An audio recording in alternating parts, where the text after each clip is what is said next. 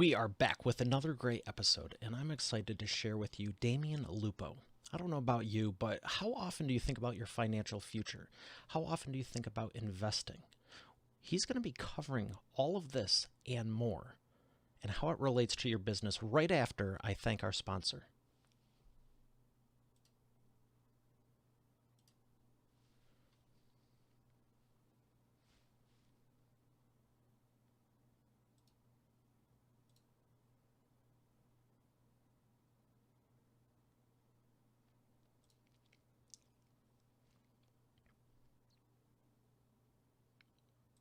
Here he is, ladies and gentlemen, Damian Lupo. Damian, how are you doing today?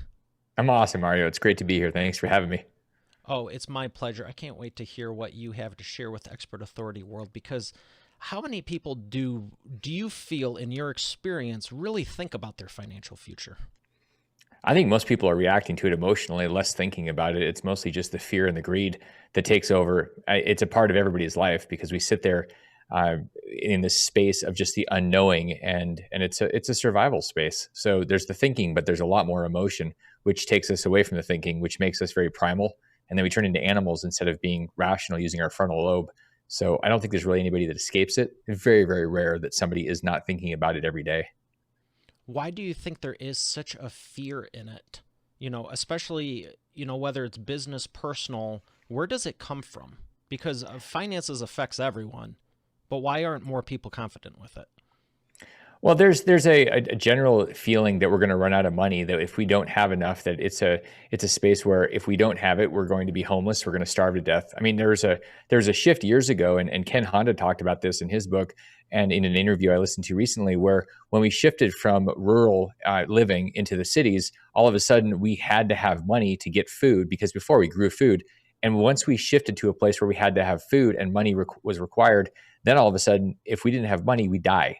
And so there's definitely a focus, and that's a very immediate hand to mouth environment, or feeling. And then beyond that, there's a general concern and uncertainty around the future because I mean most of us, if anything, we have this whole stock market plan, and that's that roller coaster is supposed to give us a future.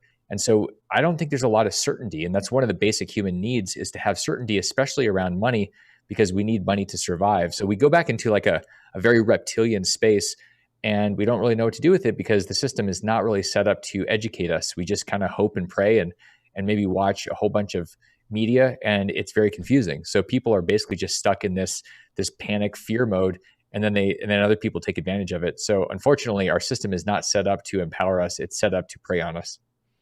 Now, what does that do for an entrepreneur in business who has to deal with money and might not be equipped for it, but they have the greatest idea or the skill set in the world? What do you see as a ripple effect on a personal level coming into business with all of the people you've helped? Well, here's one thing that I'll point out, that in business, as an entrepreneur, you can be the best entrepreneur, you can create a business, but your skill set around being an entrepreneur is very different than being an investor. And whether you're an employee or an entrepreneur, and then you shift into investing at some point, it's a different tool belt that you have to put on. And most of us don't spend any time understanding diversification, risk tolerance. As an entrepreneur, we just go and we roll the dice, and we hope if it's not black or it's not red, and we end up losing everything. We go, okay, well, we try again. With investing, it's a different profile. It's about understanding risk mitigation. It's understanding things like position sizing, and really making sure that you have consistency. A lot of people misunderstand what investing is, and so they end up becoming speculators. Like our entire system 40 years ago was set up with the whole retirement plans, and it really pushed people from being great employees or great entrepreneurs into a place where they had to be an investor overnight with no training, no skills. And all they did was say, okay, well, I guess I'm going to throw my money into a system that I don't understand, and I hope it works out. But we're totally afraid of it. So it requires us all to say, okay, I'm going to engage and not abdicate responsibility. You can't just say, well, I have a financial advisor. No, what we mostly have is financial people that are selling us stuff. They're not necessarily looking out for our best interests. And some are. Most of them are simply selling their products, and that's fine. They're making a living. But we need to be really conscious and be willing to engage. Otherwise, we're going to have a life of total uncertainty and complete panic. So, do you feel that all entrepreneurs should know basic investing? And would you say that investors need to know the side of entrepreneurship for the businesses they're investing in? I think one has to have the other. I don't think that as an investor, you have to be an entrepreneur. I think everybody has to become an investor and understand that, because ultimately, at some point, if you don't understand that, if you don't understand how to have money working for you, and that doesn't mean you can't have investments in businesses. So as an entrepreneur, you can use that skill set, but there's a different mindset. There's different things that you have to be able to know how to do and that you have to practice. So everybody has to become an investor. And it's funny because people say, well, I'm not good with numbers. And then what are you setting yourself up for? You're setting yourself up for a lifetime of uncertainty where people are just going to take advantage of you and you're going to have less options than you would have if you said, I'm committed to my financial future. The goal, Mario, is that people can get to a place where money is not defining them, where we take money out of the equation. Like Forrest Gump said when he made all this money on Apple stock, he said it was just one less thing to think about. And that's exactly what we're trying to get to. But it takes a commitment to designing a life and not having it by default. Most of us have a default life plan where we say it's too complicated. We've been told we're too stupid. And so we sit there and say, okay, well, I guess I just should hand my money over. I see people that are super successful in business doing that. And they say, well, I'm too busy to be bothered, or it's just, I don't understand it. Well, you don't understand it because the system is rigged to keep you completely confused.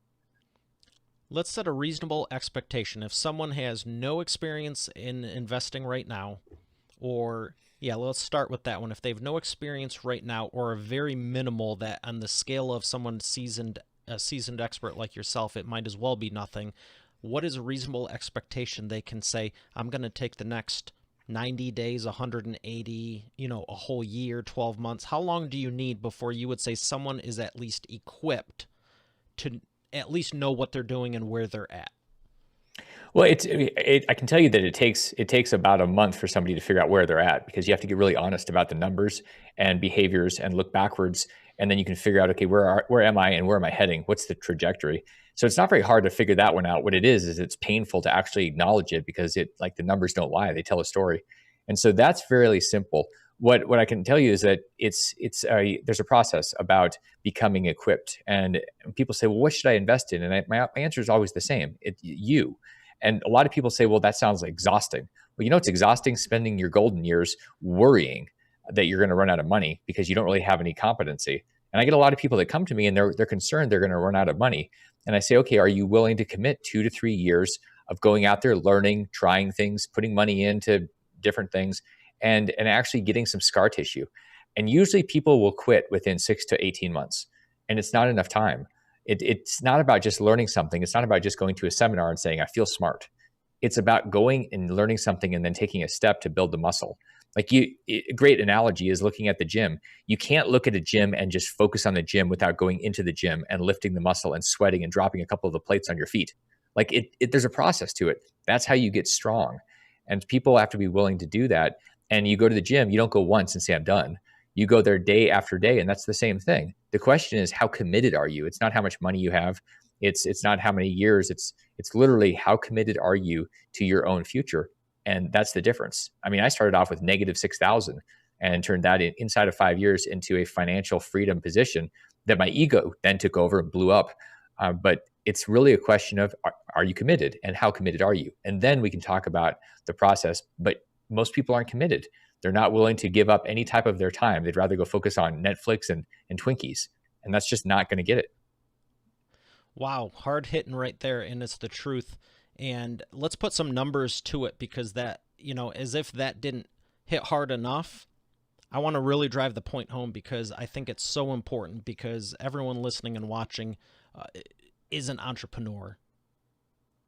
And I know myself, I've told my own clients and audiences, you need to know the numbers. You need to check this stuff out. It's like, how are you planning on getting more leads and profit and helping serving more people if you can't even figure this out, or you're going backwards? One of the things I've said for decades has been, when someone goes, well, I don't want to raise my price, or I think that's too much, it's just a mental block. I go, if you're not around in 3 to 5 years to serve them, I can guarantee you the competition's not doing it as well as you do. And it's like, the more altruistic they are, it's like the more it seems like they want to be away from it. But if someone does implement this versus doesn't in the golden years, what are we talking in the term of numbers in their bank account to have that financial freedom over the long haul? Well, let's just be really clear. First off, the average 60-year-old has about $60,000 in retirement accounts. I mean, the median number is around 60. That means half people have less than that, half people have more of it, more than that. So, in relative terms, what does that mean? It means most people are in deep trouble, that they don't have the money to go out there and just pile it into an annuity and live into their golden years with lots of options. So, what do we do? Well, we ask a question: how committed am I going to be when we're talking about your commitment level? If you're willing to commit to go out and learn how to invest, I can take anybody with a second grade education, and this is not a joke or an exaggeration. I can take you with a second grade education, and in 5 years, take you from zero to financially free. And what does that mean? It means that you're at a place where you don't have to wonder whether or not you're going to survive. It means that you're going to learn the skills, the tools, and you're going to have the experience over those 5 years to get yourself to a point, one, where you're going to have income coming in that's going to keep coming in the rest of your life. And two, if that income went away because something happened, you'd have the intelligence and the experience and the scar tissue to actually be able to go out and redo it. The biggest problem, Mario, is that people don't have the experience. So if you're listening right now or watching and you say, well, I've got a couple $1 million, I don't have any experience. How confident are you? This is what happens to lottery winners. They have a bunch of money, but they don't have any experience. So if I were to hand somebody an apartment building right now that was kicking off $10,000 a month, and they had never done anything, never really done due diligence, hadn't gone through the process, they're going to be scared to death, because if that thing ever went away, they'd have no idea how to do it. When I lost my $20 million portfolio, I knew how to do it, so I can go do it again if I want to. So it didn't matter so much that I lost it. It mattered that I did it and went through it. And that's the thing that we have to be willing to do. Are you willing to spend those 5 years? And if you're not, there's nothing that can be done for you, because nobody's going to be able to do it for you. I like when you had the gym analogy, you got to put in the work. It is work. It's a four-letter word that most people don't want to do. The reality, though, is that it's an option. If you're in America at the moment, there's an option. I mean, there are some places where there's simply not an option. I've been all over the world, and some of the people that I meet will tell me they're great entrepreneurs, they're hustling, and they simply don't have an option because their countries and the politics don't allow it. In the United States, if you're broke, it's because you generally have chosen to be broke. And if you're poor, poor is a mindset, poor is a spirit. If you're poor and you're going to stay there, you're choosing it. And people will say, well, I'm from the wrong part of town. And I go, you know what? Most people aren't. And the people that are, sometimes they make a choice and sometimes they don't. But either way, they have the control to choose. And it's really fascinating to see people become victims. There's a question of how responsible are you? This is the ultimate differentiator between financial freedom and financial just poverty. It's are you responsible for everything in your life? And you say, well, I was born into the hood. Or I was born in lower middle class, if that, where the messaging I got as a kid was, we don't have enough money for the house payment, let alone food. And so clothes, forget it. Like, here's $100 for the year. Like, that is our budget. And I got that messaging. So we didn't have great wealth. And so I had to choose. Do I want to take that and say that's the reality? Or do I want to say I can go create something?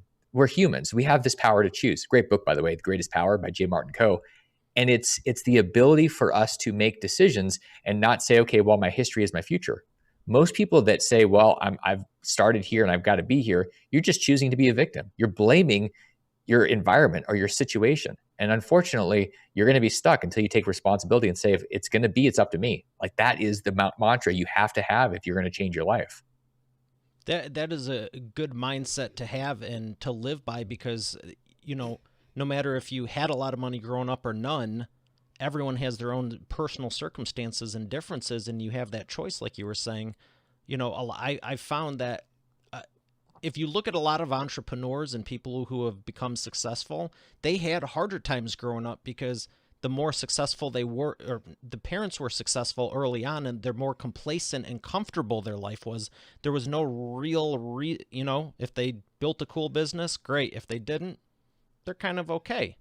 When it's a matter of life and death or food or not, like you said, that thing starts kicking some things in, kick you into gear. It's true. I remember as a kid being a little bit envious of these kids, a couple of twins that both had brand new trucks when they turned 16 years old. I thought, that's really cool. And I was out there hustling. I had a paper route where I was up 7 days a week at 3 o'clock in the morning. My senior year in high school, I was doing that kind of stuff, whereas other kids were entitled. And I guarantee you, they have not gone anywhere. So I don't know that it being entitled or having this super successful or rich childhood is necessarily a good thing. And so somebody says, well, I've always been in the hood, or whatever the environment was. Good. You know what? You want to stay there? And we really do have this power. and we just give it away. The greatest sin I think any of us make is that we don't live up to our potential because we give up on ourselves. And it's really sad to see people that have just said, okay, well, it's just not going to be. Like, you've got one choice. What are you just going to say? Okay, I'm going to die. I mean, give me a break. It's so sad to see people and then complaining and then watching the news obsessed over the negativity instead of saying, okay, like you said earlier, are you going to go charge more? Are you going to serve more? I mean, the questions we ask define our lives. And the questions, how can you serve people better, become better? Don't say, well, I need an opportunity. Create the damn opportunity. Like, go out there and do something. If you go out, there's a really simple way to become a billionaire. You go figure out what people need, you go get it, and then you bring it to them. Like, it's not hard. And people need stuff all the time, like in every aspect of society in our lives. And there's people that are in pain. So how do you fix people? You find ways to give them aspirin in whatever way it is. It's an unlimited opportunity. There is no limit unless you create that. And so it's really a choice. Yeah, ease that suffering or eliminate it completely. That's all you are. You're like human aspirin for somebody's thing. Whether you're making pencils or penicillin or whatever you're doing, there's something that you're doing that's helping somebody else. If you think about that and what your role is, it's like the person. I love this story where you look at people that are moving bricks around and maybe they're building something. And you ask three different people what they're doing. One of them says, "Well, I'm moving bricks around." The other one says, "Well, I'm building a building." The other one says, "I am helping people connect with their creator," because they're building a church or cathedral or synagogue. And it's really fascinating to see how people have a perspective on what their work is. And if you fall in love with the work, the first person has a totally different perspective than the third one. The third one's on a mission. And when we find a way to connect to a mission, it changes everything because you're asking better questions. Like, how can I serve more? What's important about my work? There's always something important about your work. That's just how it is. And if you say, well, I'm just doing this because I have to, you're basically a slave. And you're in prison in your own mind. So the question is, how could you shift that? That is a great expert authority mindset, because one of my favorite quotes is from Helen Keller, and it says the only thing worse than not being able to see is having sight and no vision. And so And that's where many most people they're are. just going through the motions and doing whatever. I mean, they might have the best skill set in the world, but they don't see it as a long-term thing. I'm just doing a insert blank here, like you said. I'm just laying bricks versus building a business versus, changing lives. Well, and if one of the keys, I talk about this in my book Unicornomics, that to start a business, it's not about saying I got this cool widget or I've got this great service and I'm going to go help people with it. It's really asking, how are you going to transform lives and change the world? And the world is changed one person at a time or one thing at a time. Maybe it's an animal, whatever it is that you're doing, it's the work. And so when I looked at my mission a number of years ago, after I lost everything and had to start over, I said, okay, what is my mission? Because I didn't have one before. My mission was just more money. And that is not a good enough mission. I mean, it's just not. We're not meant to chase money. Money is a side effect. And if you're focused on something that matters, and my mission and the company's mission and my team's mission is to break 1 million people's shackles, their financial shackles, get them out of bondage. Our bondage is self-imposed. It is absolutely something that we choose every day, or we choose to break it. And so we're part of that mission. So what we do is we ask the question, how are we helping break those shackles today? And how can we do it better? How can we do it more? So when somebody calls us and they're mad or they're frustrated, the question is, how can I help you break your shackles? Because this isn't about me. This is about something happening in your life. It changes when you have a mission. It's really different than just saying, oh boy, I've got somebody upset or irate, or I've got to go to work. Like, the mission pulls you. Wow. You're hitting home here for me also, because I thank you, because when I started the show, I'd actually helped probably about a dozen people with their own shows. I've always had a team. I've always helped businesses. And, I've always started my first business at 12, but I never started my show until I started my show. And everyone asked me, I had done literally 3,000 plus Facebook Lives, videos, this and that. And everyone goes, I love your show. I go, I don't have a show. I don't have a show. I don't have a show. And one day I just changed the label on the screen, and I was joking around about it. And I still have the videos to prove it. And then I go, oh my gosh. And when I started Expert Authority Effect interviews here, it was after I lost my dad in April of 2017. And I was just like, I felt lost. And I was in church, and the message was, how are you honoring God in your work? And I was just like, no, are you? And I'm like, maybe, kinda, mostly. But like you said, if you get real, the answer was no, not really. Not as well as I could. And it was always like, on my idea list or this and that. And then it hit me and I was like, I have to do this. I'm going to launch it. And the mission of the show is to exponentially elevate the identity of humanity. It's not a podcast for me. It's not a whatever. It's not a microphone. Those are all just the byproducts of it. So when you're talking about that, I really thank you for bringing that up and letting Expert Authority World know, because um, I'm one of them, and you're speaking right to me too. That's awesome. You're talking about finding something to be inspired by and not attached to. A lot of times we get really attached to the thing or the tool, and we get stuck on it, and we like it's instead of being open to the right thing, we focus on doing things right versus the right thing, and it's very very destructive when we get attached because we get blinded, we get into tunnel vision, and we're not seeing what's going on, and then we get flanked, we get crushed.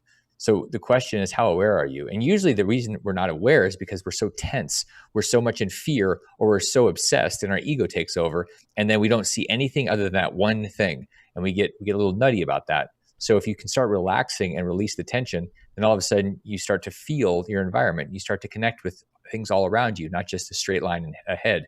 It really does change things. The conflict and the tension really screws everybody up because we get so obsessed about whatever or in so much fear that we lose track of everything that's actually happening, the reality of what's happening. And usually it's a fear thing that ties us down the most.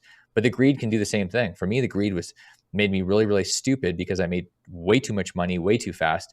And then I said, well, I'm 10 feet tall and bulletproof. I'm invincible. And the universe had other ideas. It literally flattened me with a freight train. And I said, oh, guess not.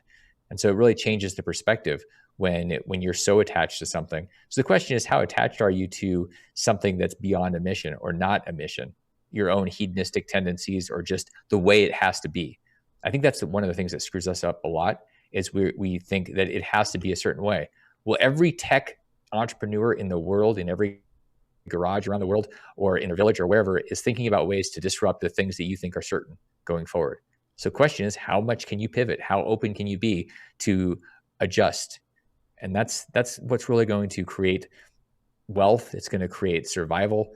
If you're attached to something, you're dead in your tracks. What would you say has been the greatest blessing from everything you went through that's helped you now, that you can look back in hindsight and go, here's why it really happened? So losing 20 million bucks and then spending a couple of years getting to the point where I realized that was 100% me. It wasn't the economy. It wasn't the Great Recession. It wasn't somebody in office that was president. It wasn't anything except for me. It wasn't my mom's fault. Like I hear people saying, well, my mom beat me or my dad did this. And I'm like, you know what? What are you going to do with that? And so when I took the full responsibility for it, and I've had bad partners, I've had great partners, and there's always a reason, there's always an excuse. And the moment that I shifted and said, this is me, then I had the ability to change things. And I said, okay, well, what am I going to start with? I'm going to start with, this is for other people. And there's a Zig Ziglar saying that if you can have anything you want in the world, as long as you can, if you help enough people get what they want, you can have anything you want. And what happens is you keep helping people and that becomes your focus. And the other stuff just sort of happens and you stop thinking about it. And your focus creates all sorts of providence. And that was the big shift. How can I figure out, like I wake up at 3:00 in the morning reading tax code to try to figure out how I can help more people get freer. And it's because that pulls me. It's like a North Star. It's guiding me and it's for other people. It's not, okay, how can I do something to make more money? The money happens. And the biggest shift is when you go into a place of trust. And people say, well, I have faith. And I say, yeah, but you have faith, but you don't really trust. It's like the Indiana Jones scene where he has to walk across the big gap. Yeah, a lot of people have faith and they would say, I have faith. And then they would not take a step. And the step is where you have the trust. It's where you take action. That's the biggest difference. When you take trust, it's because you've got something that you trust in so deeply that you're willing to let it pull you and you actually don't resist it. Wow, that's powerful. Thank you. And you're making this super easy for me to transition into the transformation because I can feel it is your mission now. And when you're saying you wake up at 3 a.m. to read tax code, Who would you say is the biggest transformation you've been or the biggest transformation you've been able to give someone through helping them and serving them? You know, it's an interesting question because what I've seen is I've seen people I work with have the biggest transformations where they become so committed to something, and I watch how they're the ripple effect of other people. So the biggest I've seen people that have taken control of their financial lives that are no longer on the Wall Street roller coaster. What I've really seen is I've seen teammates. In one particular is my business partner, and I've watched him. And I've known him for decades, and I watched him transform and just own his life, own his family's future. And it's fascinating because I believe we all have these gifts in us. And if somebody just encourages us, or they can, if people can borrow confidence of somebody else and somebody believes in them enough, and that's really, I think, what happened with this particular relationship. I just believed in him and trusted him. And if you think about that, that's one of the greatest gifts you can give somebody to help them transform is your belief and your confidence and your trust in somebody. Because I think we're all capable. Sometimes we just don't believe that we're worthy of it. You're spitting fire here today. Thank you. Um, I want to ask you about what the people that you're helping. How long is it taking you to see for them to see a change on average? There's something that George Leonard wrote about in the book Mastery, and so there's a couple. There's Robert Greene Mastery, and then there's George Leonard. The one I'm talking about is George Leonard's because it's about martial arts, and there's something called the plateau. The plateau is where you're doing something over and over in martial arts. You just do this thing for months and years. Nothing seems to be happening, and then one day you pop and you go, oh, I get it, I got it, and that's where there's a transformation, almost at a spiritual level, where something happens and there's a flow. And so sometimes that happens in a matter of months. Usually it's a matter of years. And what happens is most people never have that experience because they don't commit and actually stay in the game. They keep moving into a different line. They're like, okay, I'm doing this thing, and they go, ooh, that thing looks way more fun or way more attractive or whatever. And they keep bouncing and they keep starting over. So I've seen people that have transformed, and I've seen people that thought that they knew everything after a year and a half. And I go, you're just getting started. It's the same thing. It's analogous to a black belt. You can see them behind me. I've got 4 black belts in different arts,